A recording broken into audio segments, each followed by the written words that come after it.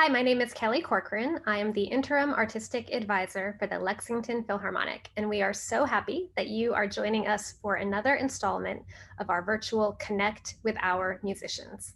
This week, I will be talking with and interviewing members of the LexPhil brass section about some of their favorite moments with the orchestra, the vast repertoire, and more.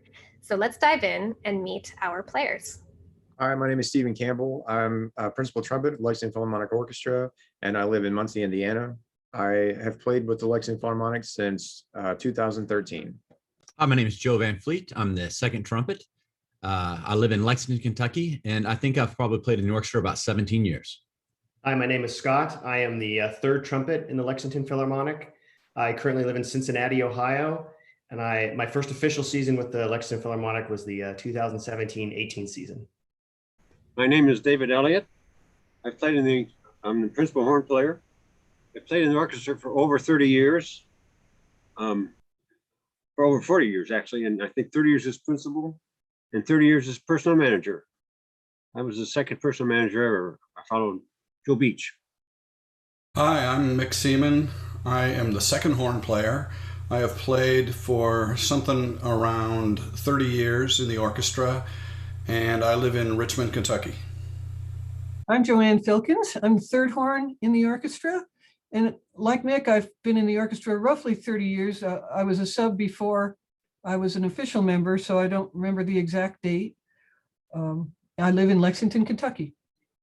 Hi, I'm Andrew Duncan. I'm the principal trombone in the orchestra. I'm living in Cincinnati, Ohio as well, much like Scott and a couple of our other players. And I've been in the orchestra since the 2013 season. Hi, I'm Jose Manguarda. I'm the second trombone player, and I live in Cincinnati, Ohio, and I have been playing in the Lexington Philharmonic for 23 years.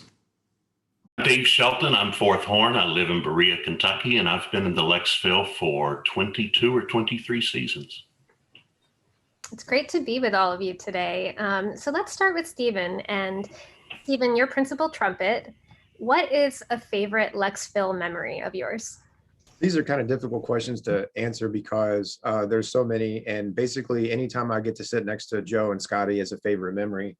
But I happen to have a photograph in my office right here that if I have to just name one, is sort of represented by this photograph. And this is Joseph and myself sitting on stage, and there's a very brief story behind it. We were that concert we were doing Petrushka by Igor Stravinsky.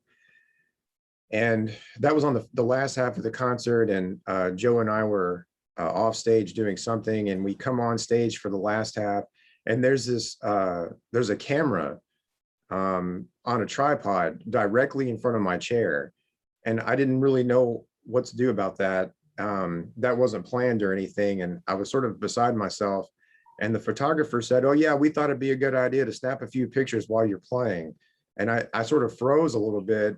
Joe and I have this sort of good cop, bad cop routine, depending on the situation. And Joe told him to get the camera off the stage.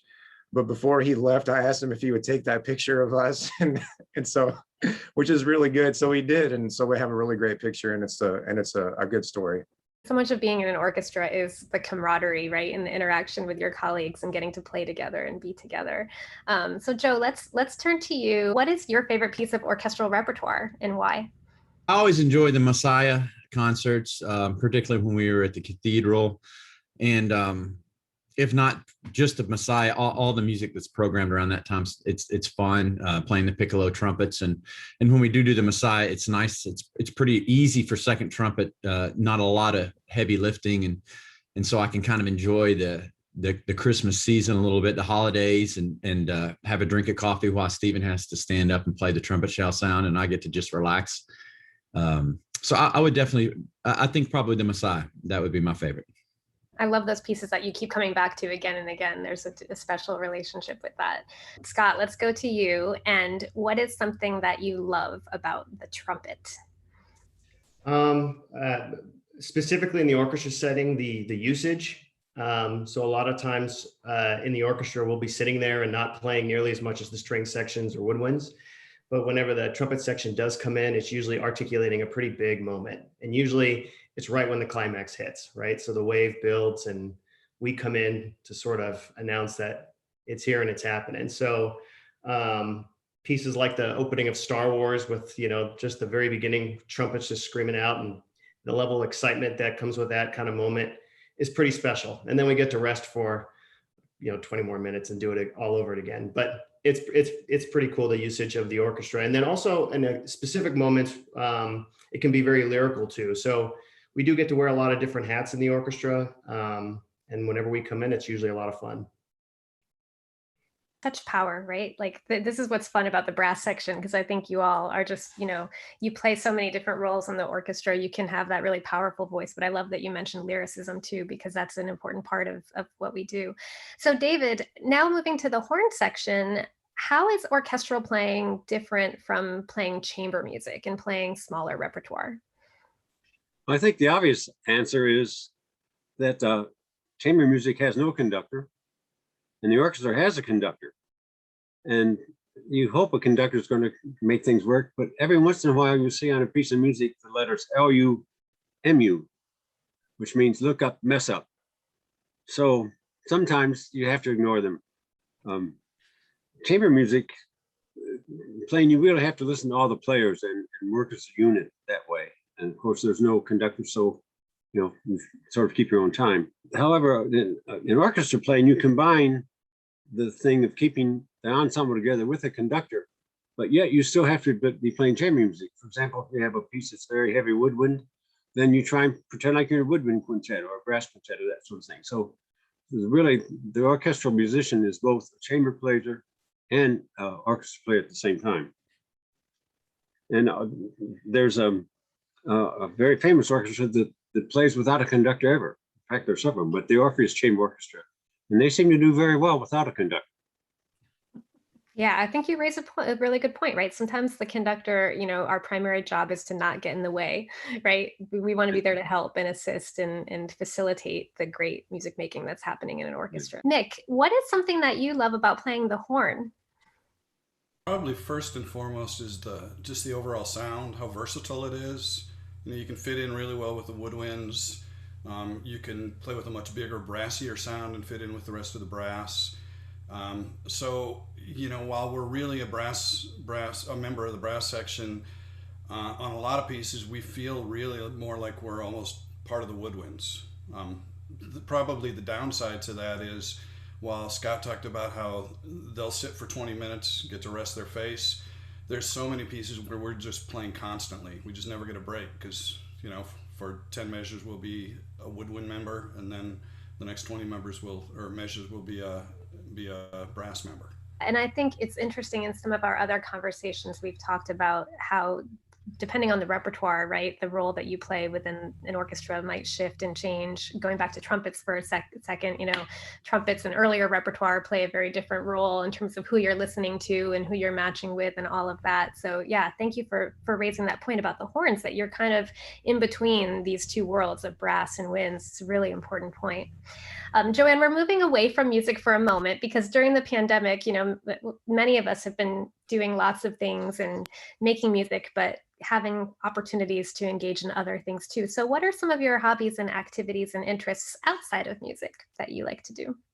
Well, I love animals, and they've been a great source of pleasure to me during the pandemic. I've got a dog who came from a rescue in Owensboro. She was in a prison training program for 3 months, and she's a great dog. They taught her a lot of good things. I've got 2 cats that came from a lady in her 90s who had to go to a nursing home, and they're about 14 years old. Most weeks I also go out to visit a friend of mine who has a little farm and keeps some horses. She's got a 1-month-old foal now, so that's been fun to watch the foal. I learned to ride horses as an adult, and I've been on several international riding holidays in France, Quebec, Wales, Austria, Iceland, and Ireland.